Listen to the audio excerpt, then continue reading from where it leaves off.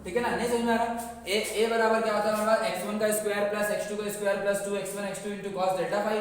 अब x1 जो है वो एम्पलीट्यूड a1 कर दो, a1 a2 और a1 a2। तो a1 ये a1 हो गया हमारे पास पहला वाला एम्पलीट्यूड हो गया, ये दूसरा वाला एम्पलीट्यूड हो गया।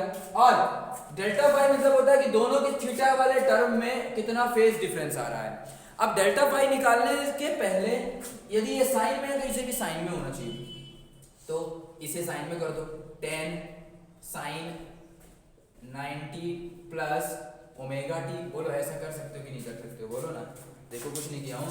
साइन 90 प्लस थीटा कितना होता है, साइन 90 प्लस थीटा यानी cos थीटा, वही आ जाएगा। तो इसको इस cos थीटा को इस तरह लिख सकता हूं कि नहीं लिख सकता, बताओ।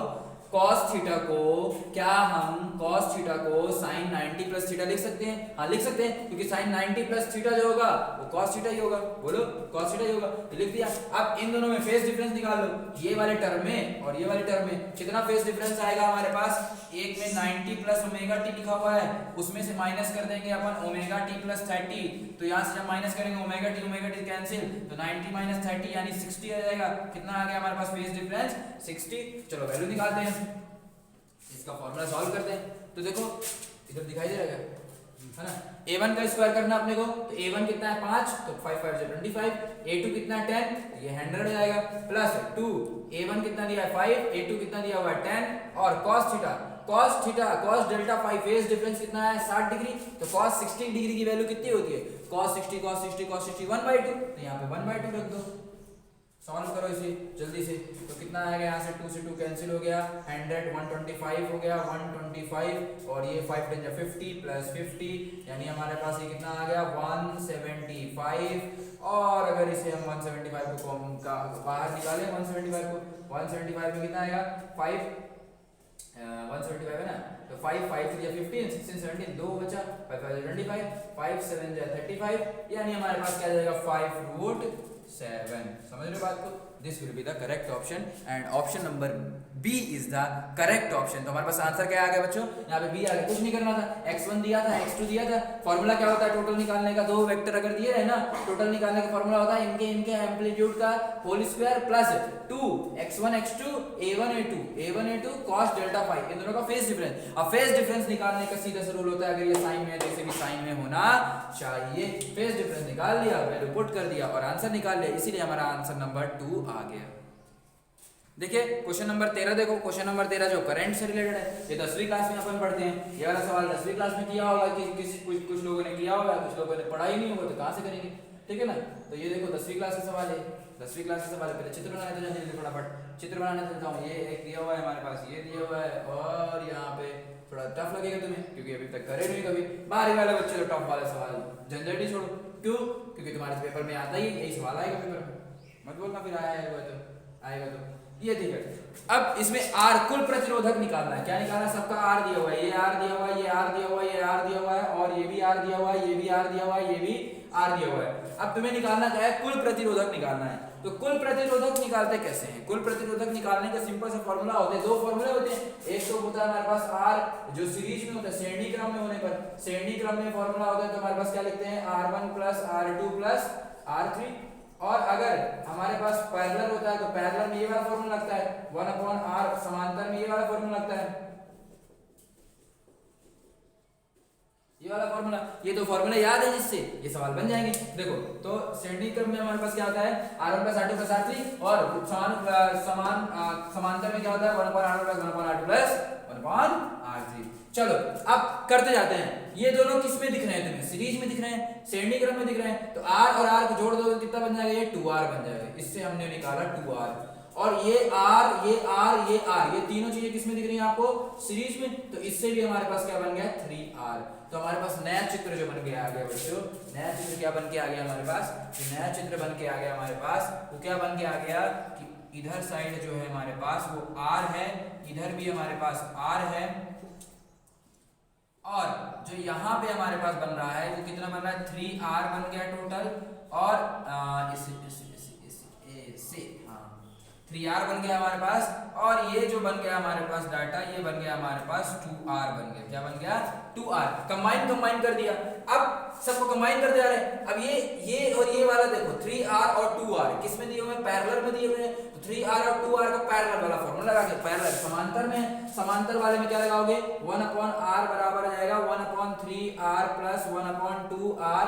जब इसे आप सॉल्व करोगे तो 3 2 5 5r/6 आएगा, 5r/6 आ गया। तो यहाँ से 1/r आया, ये r नीचे है, बोलो ये r नीचे, तो हमारे पास यहाँ से r बराबर आ गया 6r/5। तो ये हमारे पास इसका आ गया, इन दोनों को कंबाइन करने पर क्या आ गया हमारे पास 6r/5। तो अब इससे हमारे पास नया सवाल क्या बन गया, हमारे पास नया सवाल बन के क्या आ गया, हमारे पास नया सवाल बन गया, नया चित्र क्या, इसको इरेज कर दो क्या, 6r/5 आए, ये वाले चित्र को इरेज कर दो, ये वाले चित्र को, हाँ ये वाले चित्र को इरेज कर दो, है ना।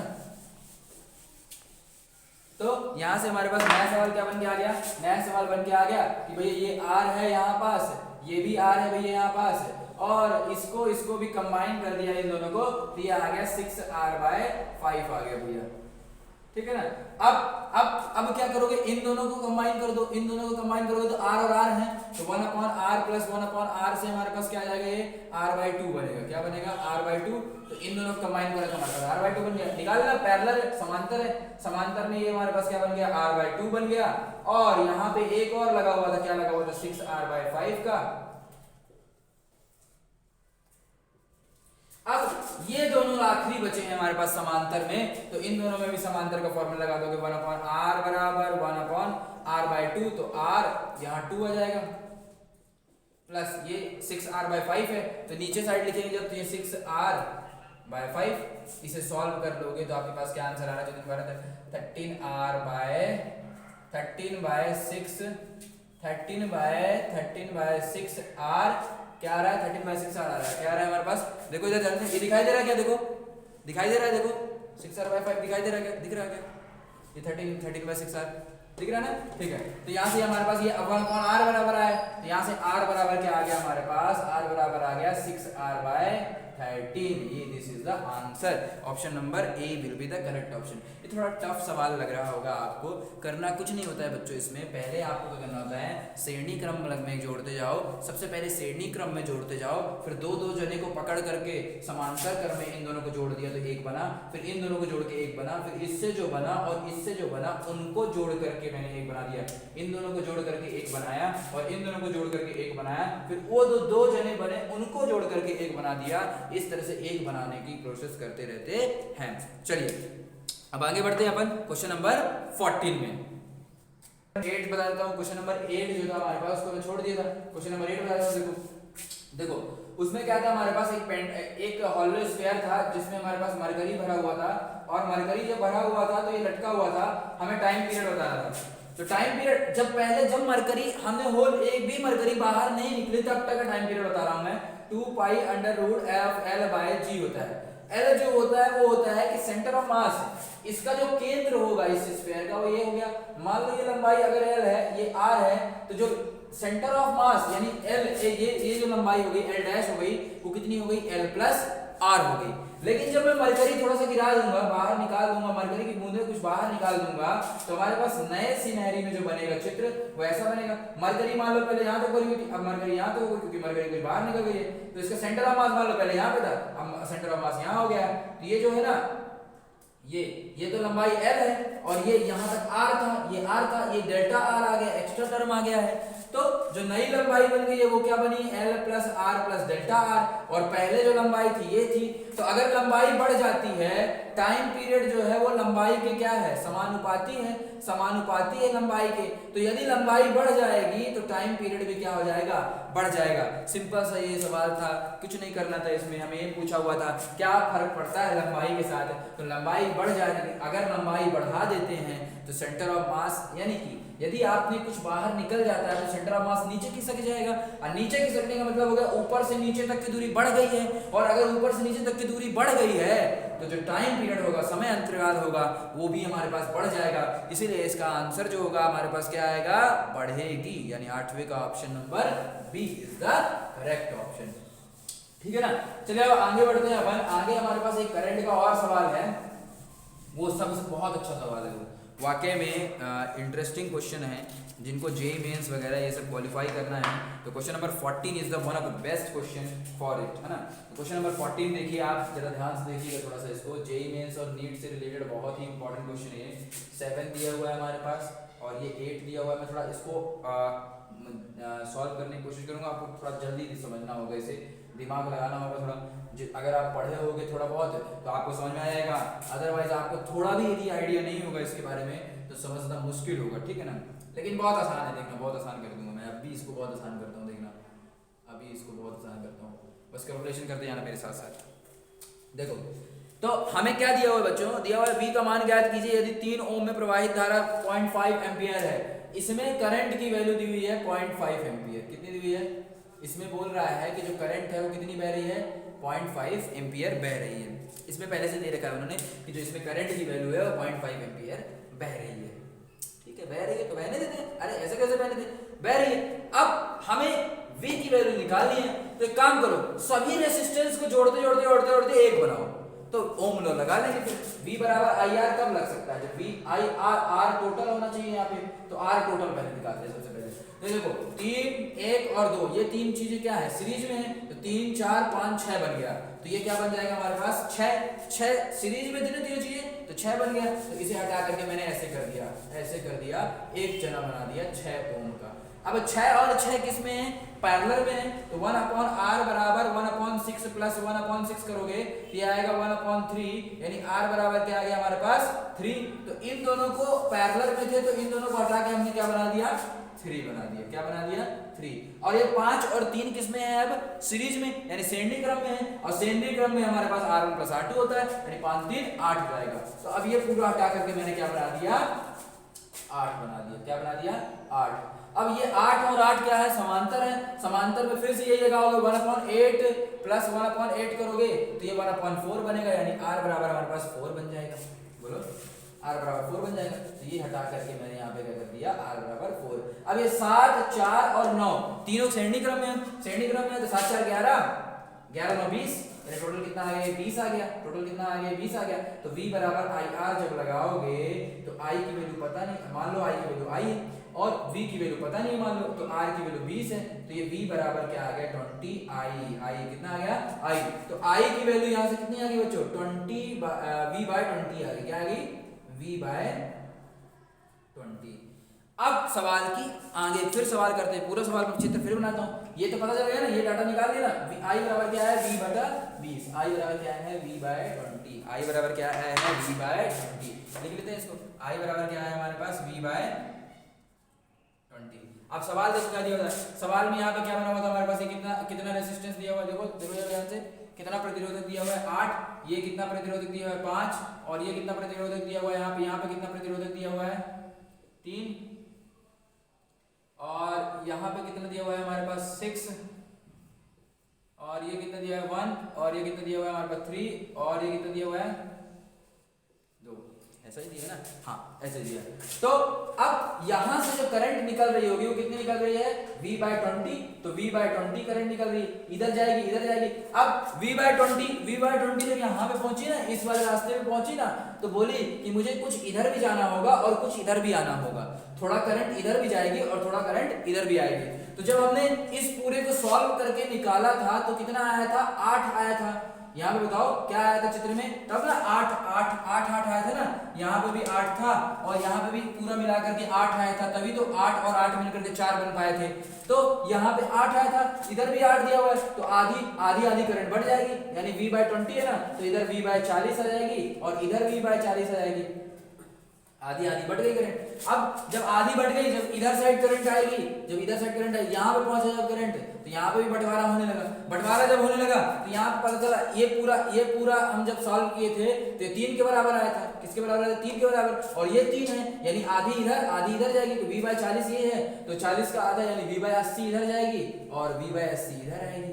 बोलो v बाई 80 इधर आ गई, अब v बाई 80 आ गई, अब इधर ये 6 है, अब यहाँ पे फिर पहुंच गई करंट, तो फिर पहुंची तो इधर 6 है और इस पूरे को मिला करके भी 6 आया था, तो 6 इधर भी है 6 इधर भी है, तो आधा आधा बढ़ जाएगा, यानी इस वाली में जो करंट आ रही होगी v बाई 160 आ रही है। कितनी आ रही है बच्चों? v by 160। तो इसमें जो आने वाली करंट हो गई v बाई 160, और सवाल में दिया हुआ है कि 3 ओम में जो करंट आ रही है वो कितनी आ रही है, कितनी आ रही है? v बाई 60 आ रही है। सवाल में कितना दिया है? 0.5 दिया हुआ है, तो यहाँ से v बराबर आ जाएगा हमारे पास 60 इंटू 0.5 दिया, कितना दिया हुआ देखो इधर से 0.5 दिया हुआ है, 0.5 तो 6 5 30, यानी हमारे पास 30, ये कितना आ गया, एक के बाद पॉइंट लगा दोगे तो ये हमारे पास answer should be equals to 30 volt. समझ रहे बात को? ठीक है ना? ठीक है, देखो इसका किसका कितना आंसर आ रहा है, 30 वोल्ट आ रहा है। ऑप्शन में 30 वोल्ट दिया नहीं, इसका मतलब ये क्वेश्चन बोनस हो गया। ऑप्शन में शायद मिस्टेक हो गई, थोड़ा सा 0.5 लिखा हुआ है, ऑप्शन में शायद मिस्टेक हो गई, 30 वोल्ट होना चाहिए था, नहीं दिया हुआ है, तो क्वेश्चन नंबर 14 जो होगा वो आपका क्या हो गया है, बोनस। ठीक है ना, क्योंकि ऑप्शन में 30 वोल्ट नहीं दिया हुआ है इसलिए बोनस हो गया। समझ गए ना बात को? जो टफ सवाल था, आ रहा है तो ठीक है, अच्छी बात है, नहीं आ रहा तो छोड़ दो, और क्या कर सकते हैं, है ना? सही है, चलो अब देखो 15 नंबर सवाल, देखो 15 नंबर सवाल 10वीं का है, 10वीं का है, मतलब स्नेल्स लॉ से रिलेटेड है। स्नेल्स लॉ से रिलेटेड देखो इसमें क्या दिया हमारे पास, 75 डिग्री दिया हुआ है, और यहाँ से रे आ रही है, रेखा आ रही है, रेखा आई, रेखा भटक गई, और फिर रेखा भटक करके बाहर निकल गई। यहाँ से हमारे पास नॉर्मल बना हुआ है, ये आर दिया हुआ है, यहाँ पे नॉर्मल बना हुआ है, आर डैश दिया हुआ है, और ये ई दिया हुआ है। हमसे पूछा क्या है, 45 डिग्री दिया हुआ है। हमसे क्या पूछा है, बाहर का म्यू बराबर क्या दिया हुआ है, 1 दिया हुआ है, अंदर का म्यू बराबर कितना दिया है, √2 दिया हुआ है। पूछा क्या है हमसे, दिए गए चित्र में बताना है एंगल आर का मान बताना है, एंगल आर का मान बताना है। तो बहुत सरल, बहुत ही इजी क्वेश्चन। आप क्या वो जानते हो, आप क्या बोलते हैं, स्नेल्स लॉ जानते हो? स्नेल्स लॉ बस बोला गया था n1 sin i बराबर n2 sin r, तो यहाँ पर लगा दो sin i, n1 की वैल्यू कितनी दी है, 1, n1 मतलब बाहर वाला, और sin i कितना दिया 45 डिग्री, तो sin i 45, sin 45 की वैल्यू √2 होती, ये हो गई, बराबर n2 की वैल्यू कितनी दी हुई, √2, और sin r की वैल्यू निकालनी सवाल में, तो √2 को इधर भेज दोगे, ये क्या बन जाएगा हमारे पास 1/2 इंटू sin r की वैल्यू निकालने का मतलब हो गया हमारे पास sin इनवर्स ऑफ 1/2। साइन को जब इधर साइड भेजते हैं ना बच्चों, जब r है साइन को इधर भेजेंगे तो sin इनवर्स में बन जाएगा, 1/2 को बोलते हैं 0.5, तो ये हमारे पास आंसर हो गया। समझ रहे हो बात को? कुछ नहीं करना था, सिंपल सा सवाल था, आर निकालना था, स्नेल्स लॉ लगाना था, स्नेल्स का नियम लगाना था। किसका नियम लगाना था? स्नेल्स लॉ, यानी स्नेल्स का नियम लगाना था, और कुछ नहीं करना था। स्नेल्स का नियम ये कहता है n1 sin i = n2 sin r। ठीक है ना? तो 16वां नंबर जो क्वेश्चन है वो थ्योरी बेस्ड है। थ्योरी बेस्ड में क्या बोल रहा है हमारे पास, थ्योरी बेस्ड में इंद्रधनुष का आकार गोलाकार होता है क्यों? जो इंद्रधनुष होता है, इंद्रधनुष रेनबो बनता है, ऐसा बनता है, ऐसा बनता है, क्यों ऐसा बनता है? पहला ऑप्शन क्या दिया, पृथ्वी गोलाकार है, अरे पृथ्वी गोलाकार है उससे क्या लेना देना, अर्थ गोल, अर्थ स्फीयर है, अर्थ है, उससे क्या लेना देना अपने को। सूर्य गोलाकार है, किसी के गोलाकार होने की वजह से कलर ऐसा नहीं बनता है, ये डिस्पर्शन के कारण बनता है। किसके कारण बनता है? डिस्पर्शन के कारण बनता है। जिस प्रकार लाइट डिस्पर्स होंगी उसी प्रकार बनेगा। इससे कोई लेना देना नहीं है कि पृथ्वी गोलाकार है या फिर सूरज गोलाकार है या फिर पानी की बूंदें गोल होती हैं, इन सब चीज लेना देना कुछ भी नहीं है। ये रीजन बिकॉज ऑफ ओनली, इसका रीजन केवल और केवल डिस्पर्शन होता है। तो इसमें से आंसर जो होगा हमारा डी ऑप्शन होगा, इनमें से कोई नहीं। प्रश्न नंबर 17 देखें अब आप, बहुत इजी क्वेश्चन है, देखो कुछ इजी है कुछ टफ है। टफ को अपन वैसे भी नहीं करते हैं, इजी करते हैं अपन, इजी कर लें तो भी हमारी रैंक आ जाएगी। प्रिज्म फैलाव में विचलन न्यूनतम है वो, इसमें से कौन सा सही है? मानता हूं ये 11वीं वाले बच्चों से नहीं बनेगा सवाल, क्योंकि ये पूरी तरह से 12वीं पर बेस्ड है। इसमें एक्चुअली बच्चों, जिन बच्चे 11वीं में वो भी देख लें, 12वीं वाले तो देख ही लें। ग्राफ ऐसा कुछ बनता है हमारे पास, it is not a parabola. यहाँ पे हमारे पास डेविएशन होता है, मतलब भटकाव कितना भटक रहा है प्रिज्म से, और यहाँ पे आई और ई में बनाते हैं। तो देखो जब ये मिनिमम करना है, इस तरह ग्राफ बनता है, तो डेविएशन जब मिनिमम हो, डेविएशन जब मिनिमम हो यानी फैलाव, विचलन जब न्यूनतम होता है, विचलन जब न्यूनतम होता है तो आई और ई दोनों बराबर होते हैं। अभी हमने प्रिज्म बनाया था एक, ये आने वाली रेखा ऐसा कुछ बनाया था ना, ये ऐसा नॉर्मल और ये नॉर्मल, ये आई था और ये ई था। तो अगर आपको आई और ई, अगर आपको विचलन जो है वो न्यूनतम करना है तो आई और ई की वैल्यू जो होती है वो दोनों बराबर होती हैं। ये 12वीं पर बेस्ड है, पूरी तरह से 12वीं के नॉलेज पर बेस्ड है। जो 12वीं वाले बच्चे होंगे उनसे बनना चाहिए था, और 11वीं वाले बच्चों से ये वाला नहीं बन पाता, मैं जानता हूँ, समझता हूँ। लेकिन याद कर लें कि विचलन जो होता है न्यूनतम, डेविएशन जो होता है मिनिमम तब होता है जब आई और ई की जो वैल्यू होती है बच्चों वो क्या होती है, बराबर होती है। तो ये कंडीशन बराबर होनी चाहिए। तो कौन से ऑप्शन में आपका मैच कर रहा है, option number B is the correct option. Question number 18 based on 11th class, ये 11th क्लास पर बेस्ड है। देखो हमारे पास एक पाइप है, पाइप बना दिया हमने, पाइप बनाया था, और एक यहाँ पे बड़ा सा था और ये छोटा वाला था, इसका आर कैपिटल था और इसका स्मॉल आर कैपिटल था। अब हमसे ये पूछ रहा है सवाल में कि दो बुलबुले दिए हुए हैं, क्या प्रभाव पड़ेगा बुलबुलों की साइज वगैरह पर, क्या प्रभाव पड़ेगा। तो बुलबुले की साइज वगैरह पर क्या प्रभाव पड़ेगा, तो हमसे पहला ऑप्शन क्या बोल रहा है, देखो देखो अगर बुलबुले की साइज, अब हम जानते हैं कि पाइप के अंदर से इधर से इधर जाएगा, जो जैसे बुलबुले के अंदर पानी थोड़ा बहुत होता है, तो किधर से किधर जाएगा पहले ये निकालते हैं। तो जिसमें हमारे पास जो मूवमेंट होगा वाटर का, जो बुलबुले के अंदर जो एयर है, बुलबुले के अंदर जो एयर और थोड़ा वाटर के मॉलिक्यूल्स हैं वो किधर से किधर जाएंगे। देखो क्या होता है, हमेशा हाई प्रेशर से लो प्रेशर साइड जाते हैं। किधर जाते हैं, हाई प्रेशर टू लो, है ना, किधर से किधर जाते हैं, high pressure to low pressure side. High जिधर साइड दबाव ज्यादा है, दबाव ज्यादा है, उधर से किधर साइड जाएंगे, लो साइड जाएंगे, जिधर साइड दबाव कम है। तो बताओ, अब बाहर का पी नॉट है, अंदर जाने पर हमारे पास कितने से बढ़ जाता है, 2t/r से बढ़ जाता है। जो नहीं जानते 11वीं क्लास में हमने पढ़ा है कि अंदर जाने पर 2t/r से बढ़ जाता है। तो पी नॉट प्लस 2t/r, और इसमें भी हो जाएगा हमारे पास पी नॉट प्लस अंदर साइड का pressure P not plus 2t/r। अगर अब बताना, ये प्रेशर है ए का, ये मान लो ए है, ये क्या, इसको नाम क्या दिया गया है पेपर में, ए दिया है, ये बी है, तो ए का प्रेशर और ये बी का प्रेशर हो गया। अब ए का प्रेशर अगर आर बड़ा है, अगर आर जो है हमारे पास बड़ा है, आर ज्यादा है, तो ये ओवरऑल वैल्यू क्या हो गई, कम हो गई। तो प्रेशर पीए जो हो गया वो कम हो गया और पीबी जो हो गया वो ज्यादा हो गया। और हमने बोला कि हाई प्रेशर से लो प्रेशर, यानी पीबी का प्रेशर ज्यादा है, पीबी जो है हमारे पास पीबी यानी दूसरे बी का प्रेशर ज्यादा है, ए का प्रेशर कम है, तो ज्यादा प्रेशर से कम प्रेशर साइड मूवमेंट होने लगेगा, इधर से इधर जाने लगेंगे वाटर के मॉलिक्यूल्स, जब जाने लगेंगे हवा के मॉलिक्यूल्स जाने लगेंगे, तो ये बड़ा और बड़ा होता जाएगा। यानी कि सवाल का आंसर क्या हो गया कि बड़ा जो है वो और बड़ा होता जाएगा और छोटा जो है वो और छोटा होता जाएगा, बड़ा जो है वो और बड़ा होता जाएगा और छोटा जो है वो और छोटा होता जाएगा। ठीक है ना। तो ऑप्शन देखेंगे जब आप, इसमें ऑप्शन देखिए क्या क्या दिए हुए हैं। पहला ऑप्शन शायद मिसप्रिंट है, देखिए जरा ध्यान से, पेपर देखो, मेरे पास हिंदी मीडियम का पेपर एक्चुअली रखा हुआ है, ओरिजिनल पेपर भी है, बट आप देखिए जरा एक बार ध्यान से क्या ऑप्शन क्या क्या दिए हुए हैं। ऑप्शन देखिए पहले क्या दिया हुआ है आपके पास, देखना आकाश थोड़ा ऑप्शन देखना, पेपर में इंग्लिश मीडियम में पेपर के ऑप्शन देखना। इसमें देखो ऑप्शन इसमें शायद मेरे को अभी मिल नहीं रहे हैं, कोई बात नहीं, मुझे कुछ बच्चे बता रहे थे कि भैया ऑप्शन गलत छपे हुए हैं, तो अगर गलत छपा होगा ऑप्शन तो बोनस हो जाएगा, लेकिन इसका आंसर ये है कि छोटा जो बड़ा है वो बड़ा होता जाएगा और जो छोटा है वो छोटा होता जाएगा। रीजन ये है कि प्रेशर जो होता है वो हाई से लो फ्लो होता है। कहां से फ्लो होता है, हाई से लो फ्लो होता है, और जिसका रेडियस छोटा होता है ना, जिसकी त्रिज्या छोटी होती है ना, उसके अंदर का प्रेशर ज्यादा होता है, और प्रेशर ज्यादा, और जिसकी त्रिज्या बड़ी होती है ना, प्रेशर कम होता है, इसलिए यहाँ से यहाँ फ्लो होगा, ये छोटा जो होगा, बड़ा जो होगा वो और बड़ा हो जाएगा। थैंक यू लवर्स, आप अभी तक हमने अपना वीडियो सोल्यूशन बनाया, किसका वीडियो सोल्यूशन बनाया है, फिजिक्स पोर्शन मैंने पूरा कवर किया है। अब कुछ देर बाद आकाश भैया आपका रीजनिंग पोर्शन वो कवर कर रहे होंगे, इसी प्रकार अपन केमिस्ट्री का भी कवर करने की कोशिश कर रहे होंगे। यदि केमिस्ट्री का अपन कवर नहीं कर पाएंगे वीडियो सॉल्यूशन पे, तो हम एक वीडियो बना के केवल और केवल आपको आंसर जरूर प्रोवाइड करा देंगे, ठीक है ना। सभी क्वेश्चंस के आंसर जरूर लॉन्च कर दिए जाएंगे अगर हम सॉल्यूशन कवर नहीं कर पाते हैं तो, ठीक है ना। Thank you.